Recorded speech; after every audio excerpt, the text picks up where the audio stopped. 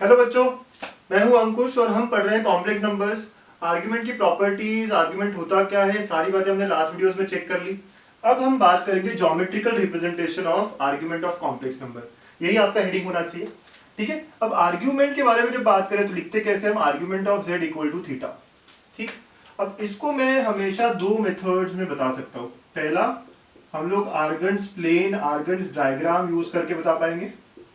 ठीक है, और दूसरा तरीका रहेगा हमारा कार्टेशियन, कार्टेशियन अप्रोच। ये दो तरीके होंगे हमारे।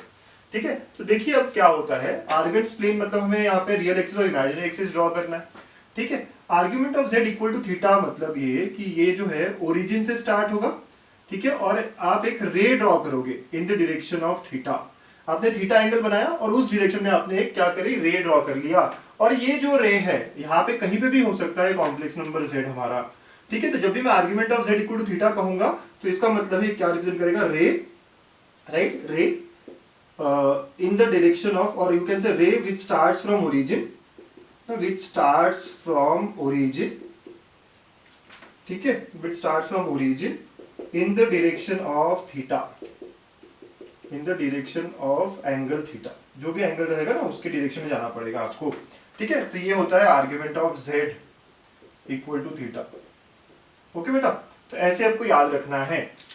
ओके सर, ठीक है। ये एक्चुअली अगर आप थोड़ा सा ध्यान रखो ना तो ये थीटा मतलब स्लोप इंक्लिनेशन, उससे रिलेट करता है। करेक्ट, करेक्ट बात है ना। 2D में हमने ज्योमेट्री में जो पढ़ा है सर उसी से रिलेट कर रहा है। गुड, बहुत अच्छे बेटा, because we know this is angle made with respect to x axis. Correct. अगर यही मैं कार्टेशियन में बात करूं तो मैं z को लूंगा x प्लस आई वाई, जो कि बहुत सारे बच्चे बहुत अच्छा लगता है उनको, z को x प्लस आई वाई ले लो और कन्वर्ट कर दो। क्योंकि अगर आपने कोऑर्डिनेट ज्योमेट्री पढ़ी है या पढ़ोगे तो आप उसमें स्ट्रांग हो जाते हो और सारे क्वेश्चंस आप इजीली कन्वर्ट कर सकते हो, और दस क्वेश्चन ऑन कॉम्प्लेक्स नंबर्स के ज्योमेट्री वाले बहुत आसान हो जाते हैं। ठीक है, तो z equal to x plus i y ले लिया तो मैं आर्ग्यूमेंट ऑफ z मतलब argument of x plus i y हो जाएगा इक्वल टू थीटा। और हमें पता है आर्ग्यूमेंट कैसे निकाला जाता है, tan inverse of y by x equal to theta. तो यहां से मुझे y by x equal to tan theta मिलेगा। तो ये हो गया हमारा y equal to tan theta into x। तो बच्चों ये किसका इक्वेशन है आप सबको पता है, ये स्ट्रेट लाइन है और यहाँ पे आपको कोई कांस्टेंट टर्म नहीं दिख रहा, मतलब ये straight line passing through origin है। Right, it represent straight line passing through origin. ठीक है, passing through origin with slope. इसका स्लोप क्या दिया बेटा, विद स्लोप tan थीटा। तो आप कहोगे सर आप यहाँ रे कह रहे हो, यहाँ स्ट्रेट लाइन कह रहे हो, अगर ये स्ट्रेट लाइन में ड्रॉ करूं सर तो वो तो ऐसी आनी चाहिए थी, है ना। इंक्लिनेशन थीटा है, सही बात है, बट वो स्ट्रेट लाइन ऐसी आनी चाहिए थे और z यहाँ पे कहीं पे भी लाई करना चाहिए था। लोकस हमारे यहाँ स्ट्रेट लाइन आ रहा है। बट बेटा याद रखिए, आप ये इक्वेशन नहीं सॉल्व कर रहे हैं, आप कॉम्प्लेक्स नंबर सॉल्व कर रहे हैं। और जब कॉम्प्लेक्स नंबर सॉल्व कर रहे हैं तो आपको कॉम्प्लेक्स नंबर की बातें याद रखनी पड़ेगी कि ये कहाँ से स्टार्ट होगा, ओरिजिन से स्टार्ट होगा और ये रे होगा। तो it will not be a line, ये पार्ट नहीं रहेगा, तो ये स्ट्रेट लाइन नहीं रहेगी, रे रहेगा। ठीक है, आप जब भी कार्टेशियन वाली अप्रोच से सॉल्व करोगे तो आपको जो इक्वेशन मिलेगा वो स्ट्रेट लाइन का ही मिलेगा, और हम जो रे बोल रहे हैं वो स्ट्रेट लाइन का ही पार्ट रहने वाला है। राइट, देखिए ये रे इस स्ट्रेट लाइन का ही पार्ट है, तो z will lie anywhere on the रे, नॉट स्ट्रेट लाइन। ठीक है, आप बोलोगे इक्वेशन सॉल्व करके से मेरा स्ट्रेट लाइन आया है, but it will be nothing but a ray. ठीक है, अगर ऑप्शन में स्ट्रेट लाइन है और रे नहीं है तो फिर ठीक है, you can say z lies on the straight line. ठीक है, ओके, तो यहाँ पे ये क्लियर हो जाती है बात कि ये क्या रिप्रेजेंट करता है, रे विच स्टार्ट्स फ्रॉम ओरिजिन। ठीक है, इन the direction of angle theta. Okay, चलिए अब कुछ अलग अलग केसेस लेते हैं ना। ठीक है, okay, so now okay sir, so कुछ केसेस लेते हैं। फर्स्ट केस, जब भी मैं argument of z equal to theta के बारे में बात कर रहा हूं, ठीक है, तो हमारा फर्स्ट केस हम लेते हैं, let us say theta is between 0 to pi by 2, मतलब क्वाड्रेंट 1 में है। और अगर क्वाड्रेंट 1 में है तो मतलब इस तरह के डायरेक्शन में आएगा और ये थीटा होगा, तो z where anywhere over here. ठीक है, ऐसी बात हो जाएगी। सेकंड, इस डायरेक्शन में रहेगा, राइट, तो z कहीं पे भी इस पे लाई करेगा। सेकंड, अगर थीटा सेकंड क्वाड्रेंट में है मतलब पाई बाय 2 से लेके पाई रहेगा। ठीक है, और अगर सेकंड क्वाड्रेंट में है बेटा तो स्टार्ट तो ओरिजिन से ही होगा ये, क्योंकि z है आर्ग्यूमेंट ऑफ z, बट क्या हो जाएगा, डायरेक्शन ऐसा हो जाएगा, this will be angle theta. ठीक है, now it is in second quadrant. वैसे थर्ड क्वाड्रेंट में जब हो तो आपको याद है थर्ड क्वाड्रेंट में होने का मतलब हो गया यहाँ पे कहीं आई हो रहे तो हमारा एंगल ये आएगा। ठीक है, so this time theta will be anywhere between -π and -π/2। ठीक है, -पाई और -पाई/2 के बीच में रहेगा। एंड फोर्थ क्वाड्रेंट में अगर है तो फोर्थ क्वाड्रेंट में होने का मतलब यहाँ पे होगा बेटा वो एंगल, तो यहाँ पे होगा वो angle. So sir theta can be anywhere between -पाई/2 टू 0 और 0 टू -पाई/2। ठीक है बेटा, तो ये हमारा है ना, ये डायरेक्शन समझाता है हमें। तो argument of Z it all depends कि डायरेक्शन क्या है। अगर आपको डायरेक्शन दिया है, चलिए एग्जांपल से बात करें ना। इफ आई से let us say I want to represent argument of z equal to -पाई/4, तो आप कहोगे कि आर्ग्यूमेंट ऑफ z बोला है मतलब ओरिजिन से स्टार्ट होने वाली रे है, लेकिन कौन सी डायरेक्शन में, यहाँ स्टार्ट होने के लिए तो खड़ा है, लेकिन कौन सी डायरेक्शन में, -पाई/4। कौन सा क्वाड्रेंट, फोर्थ क्वाड्रेंट। तो ये एंगल हो गया -पाई/4। तो हम कहेंगे z यहाँ पे कहीं भी बिलोंग कर सकता है। ठीक है बच्चों, अगर मैं कहूँ लेट अस से एक और argument of z equal to 3पाई/4, तो आप कहोगे सर आर्ग्यूमेंट ऑफ z कह रहे हो ओरिजिन से स्टार्ट होगा, लेकिन कौन सी डायरेक्शन में, 3पाई/4। कौन सा क्वाड्रेंट, सेकंड क्वाड्रेंट। तो ये एंगल जो है ना ये 3पाई/4 होगा। सो दस z कहीं पे भी लाई करेगा इस रे पे, ये जो मैंने सारी रेस दिख रही है ना, z कहीं पे भी लाई कर सकता है। ठीक है, तो ये 4 केसेस है हमारे जो शुरुआत में हम लोग को देखना चाहिए। ठीक है, पर एक बात नोट करने वाली है यहाँ पे, अब आप एक नोट बनाएंगे बच्चों, आर्ग्यूमेंट ऑफ 0 ना नॉट डिफाइंड है, is not defined. Argument of 0 not defined है, क्यों? क्योंकि आपको पता है tan इनवर्स ऑफ 0/0 हो जाएगा, राइट। अगर आर्ग्यूमेंट ऑफ 0 देखना चाहो तो it will B tan inverse of 0/0 which is not defined. Okay, ये अनडिफाइंड है, नॉट डिफाइंड है, you can not determinate actually, ऐसी बात है। तो इसका मतलब ये हुआ कि आर्ग्यूमेंट ऑफ 0 डिफाइंड नहीं है, तो 0 कभी भी इस पे लाई नहीं करेगा। इन सारे फिगर में है ना ओरिजिन जो है ना वो एक्सक्लूड होगा। It start from origin but it will never contain origin because argument of 0 is not defined. तो मतलब इस पे जो है आर्ग्यूमेंट ऑफ 0 वाला पॉइंट सेटिस्फाई नहीं करेगा। ठीक है, तो हर जगह आप देखो ओरिजिन को मैंने क्या कर दिया, ऑलो सर्कल कर दिया। ठीक है बच्चों, तो एक अच्छा सा नोट है ना, काम का नोट है, argument of 0 is not defined, it can not determinate. ठीक है बच्चों, ना ध्यान रखना है। तो ओरिजिन से चालू तो हो रहा है but origin will not be part of it. ये सारे रेस ओरिजिन से चालू होंगे बट ओरिजिन खुद कंटेन नहीं करेगा। ठीक है, ओके, बहुत ही अच्छी बात। चलिए इसको अगले लेवल पे लेके जाएंगे, है ना बच्चों, बहुत अच्छे समझ में आ गया ना आपको ये बात। अब अगर मुझे कभी दिया हो है ना सेकेंड पार्ट इसका, let us say b part, पहला ए ले लेना, argument of z minus z1 equal to theta दिया हो। ठीक है, argument of z minus z1 equal to theta दिया हो, अब क्या होगा सर? ठीक है, चलिए इसको मैं पहले ना कार्टेशियन अप्रोच से करता हूं ताकि आप थोड़ा समझ जाए। तो कार्टेशियन अप्रोच से किया तो मुझे z लेना पड़ेगा x प्लस आई वाई, और z1 लोगे आप x1 प्लस आई वाई 1। ठीक है, अब आप कह रहे हो argument of z minus z1, तो आर्ग्यूमेंट ऑफ, जब इनको सब्ट्रैक्ट करेंगे आप तो आप समझते हैं x माइनस x1 प्लस आई टाइम्स y माइनस y1 हो जाएगा। ठीक है, इक्वल टू थीटा, आप समझ रहे होंगे राइट। ये दोनों करेंगे सब्ट्रैक्ट तो रियल पार्ट रियल से सब्ट्रैक्ट होगा और इमेजिनरी पार्ट इमेजिनरी से सब्ट्रैक्ट हो जाएगा। ओके सर, नाउ इसका आर्गुमेंट क्या होता है, tan inverse of y minus y1 upon x minus x1 equal to theta. अब ये tan उधर राइट, tan का मैपिंग किया आपने, तो y minus y1 upon x minus x1 equal to tan theta. ठीक है, अब आगे क्या हो रहा है फिर ये y minus y1 equal to tan theta x minus x1। तो ये क्या है, एक स्ट्रेट लाइन है, okay, which is passing through, straight line passing through x1 y1। ठीक है, x1 y1 with slope tan theta, है ना, ऐसी बात होगी। बहुत अच्छी बेटा, तो it will be a straight line passing through x1 y1 and with slope tan theta.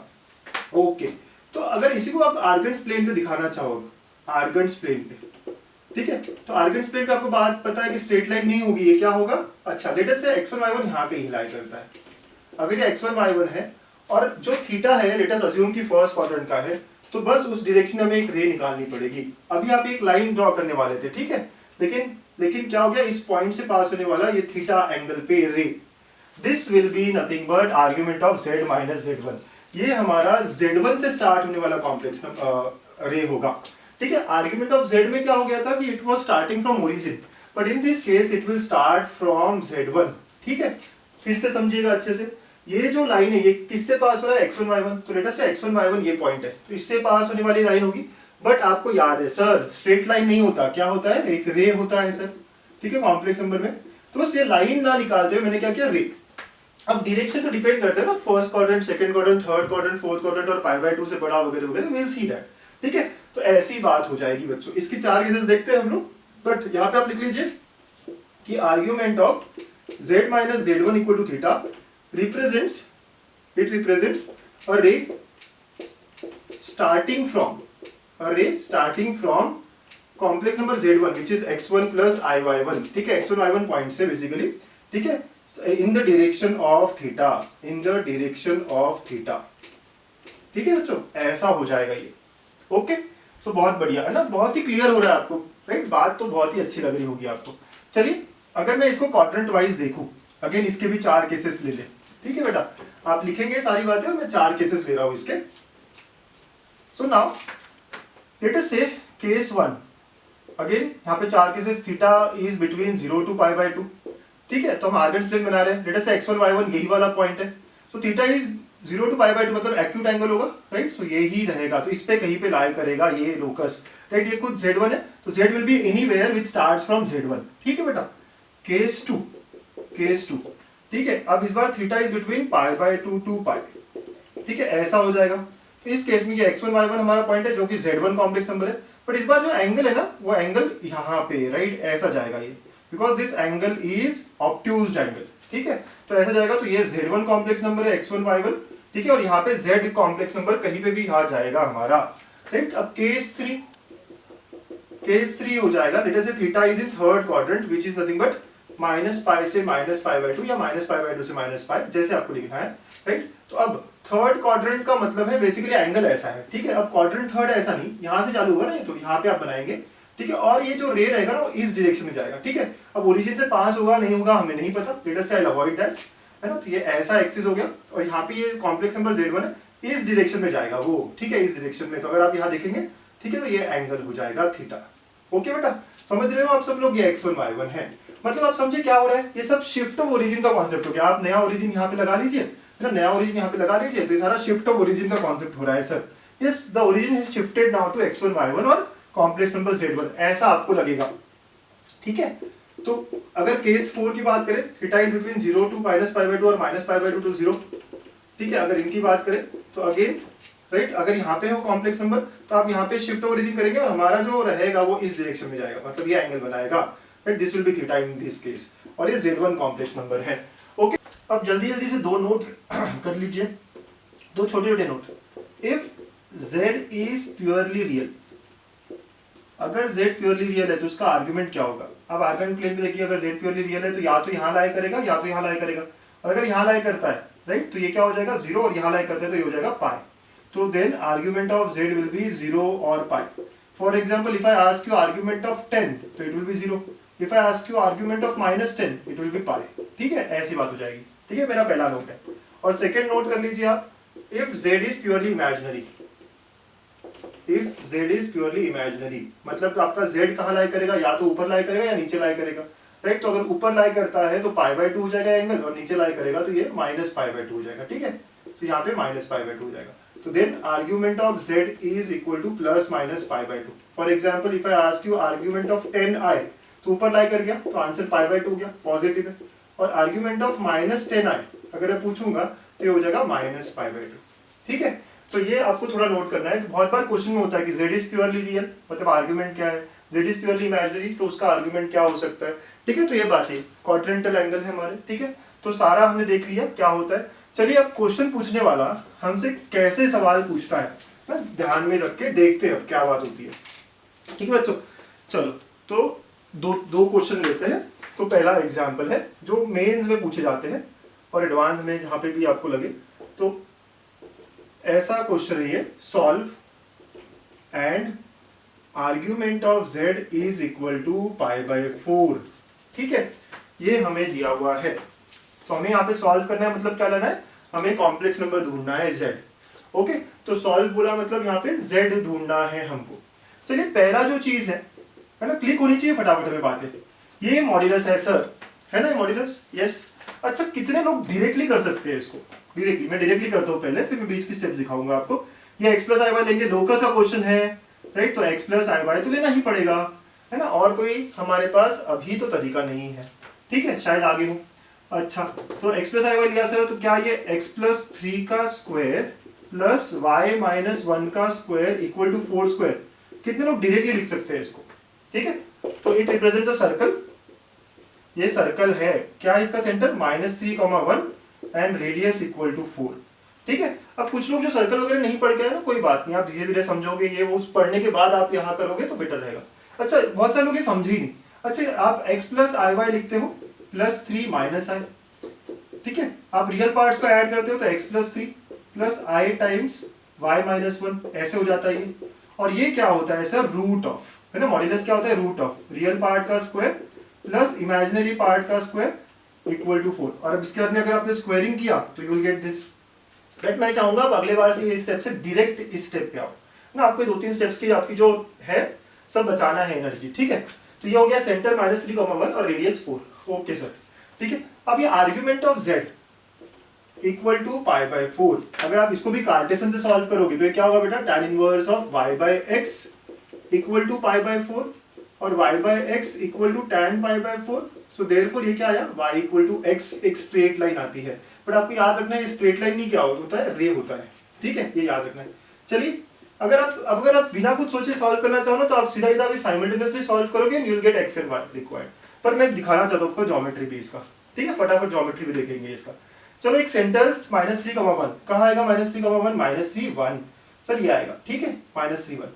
अच्छा, इसका रेडियस 4 है, 4 है मतलब ये डिस्टेंस 3 है, तो ये कट करेगा ऐसा सर। ओके, तो अगर मैं सर्कल बनाऊंगा और रेडियस 4 है तो ऐसा सर्कल आएगा ये। ठीक है, ऐसा सर्कल आएगा ये। ओके बच्चों, तो ये सर्कल है हमारा, थोड़ा ड्राइंग खराब है मेरा बट ठीक, आप समझ रहे हो ना, ऐसा सर्कल आएगा ये। Okay, so this is centre -3,1। ठीक है, this is centre of the circle -3,1। Okay, तो ये आपने ये वाला कर्व जो है ना, ये आपको समझेगा धीरे धीरे कि मॉड्यूलस जो है ना ये सर्कल दिखाता है। हाँ, धीरे धीरे आप समझोगे ज्योमेट्री में आगे जब हम करेंगे। अब दूसरी बात, argument of z equal to pi by 4। अगर हम सिर्फ आर्गेंस प्लेन वाली बात करें तो आर्ग्यूमेंट ऑफ z मतलब एक रे है, कहां से शुरुआत होगी, ओरिजिन से सर, लेकिन ओरिजिन इंक्लूड नहीं होगा। ठीक है, पाई बाय 4 मतलब इस डायरेक्शन में। अगर आप लाइन ड्रॉ करते हैं तो आप लाइन पीछे की भी ड्रॉ करते हैं और आप कहते हैं कितने सॉल्यूशंस इसके, 2। बट नहीं, ये क्या है, रे है। आप नोट करिए, अगर आप बिना कुछ सोचे कोई सॉल्व कर रहा है सिर्फ इक्वेशंस को, तो ये तो बराबर है और ये y इक्वल टू x, तो ये डॉटेड वाला भी पार्ट वो पकड़ लेगा, राइट, वो डॉटेड वाला भी पकड़ेगा और उसको 2 आंसर्स मिलेंगे। बट आपको याद है ना ये क्या है, एक रे है और कौन सी डायरेक्शन में, पाई बाय 4। ठीक है, तो नीचे वाला चीज नहीं आएगा। नोट, तो कितने इंटरसेक्शन हो गए, 1। ठीक है, अब ये कॉम्प्लेक्स नंबर z हमें निकालना है। कैसे निकालेंगे, दोनों को साइमल्टेनियसली सॉल्व करेंगे। सो ये जो x minus 3 square plus y minus 1 square is equal to 4 square, right, और y इक्वल टू x को आप सॉल्व करोगे। ठीक है, x plus 3 square, sorry. Okay, आप सॉल्व करोगे तो आपको सीधा समझेगा कि y equal to 1 is the answer. Okay, y equal to 1 मतलब कि x equal to 1 first quadrant वाला पॉइंट है, तो 1,1 आ गया, तो कॉम्प्लेक्स नंबर आपने लिख दिया क्या sir, x plus i1, so that will be nothing but 1 plus i। This is it's solution. ठीक है, बहुत ही आराम से हमने सॉल्यूशन कर दिया इसका। अगर कोई कर रहा होता तो ये सॉल्यूशन भी लेता और वो -3, होता, वो रॉन्ग हो जाता आपका। ठीक है, तो आपको बहुत ही इंपॉर्टेंट है ये बात याद रखना कि आर्ग्यूमेंट स्ट्रेट लाइन नहीं होता है, क्या होता है, रे होता है।